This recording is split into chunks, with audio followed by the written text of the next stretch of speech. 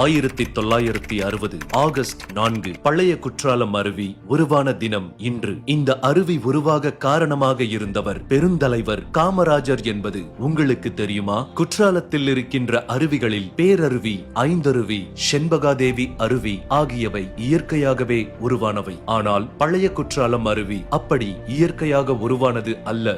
1960க்கு முன்பு இந்த அருவி குளிப்பதற்கு ஏற்றதாக இல்லாமல் சுமார் 200 அடி உயரத்திலிருந்து செங்குத்தாக ஆக்ரோஷமாக விழுந்து கொண்டிருந்தது. அப்போதைய முதலமைச்சராக இருந்த பெருந்தலைவர் காமராஜர் அவர்கள் ஒரு முறை பழைய குற்றால அருவியை பார்க்க வந்திருந்தார். இந்த அருவியை மக்கள் பயன்படுத்தும்படி செய்ய முடியாதா என அருகிலிருந்த பொறியாளர்களிடம் கேட்டார். பின்பு அவரே தண்ணீர் விழாத காலத்தில் மலையை படிக்கட்டுகள் போன்று செதுக்கிவிடுங்கள், இதனால் தண்ணீர் செங்குத்தாக விழாமல் ஒவ்வொரு தடுப்பிலும் விழுந்து வேகம் குறைந்து கடைசியில் மக்கள் தலையில் விழும்போது பூவாளி தண்ணீர் போல விழும் என்றார். அவர் சொன்னது போலவே மலையை செதுக்கி முடித்த பின்பு மக்கள் குளிக்கும் வகையில் அழகான நீர்வீழ்ச்சியாக உருமாறியது பழைய குற்றாலம் அருவி. 1960 ஆகஸ்ட் 4 அப்போதைய முதலமைச்சர் பெருந்தலைவர் காமராஜர் அவர்களால் பழைய குற்றால அருவி திறந்து வைக்கப்பட்டது. இதற்கான கல்வெட்டு பழைய குற்றாலத்தில் இருக்கிறது.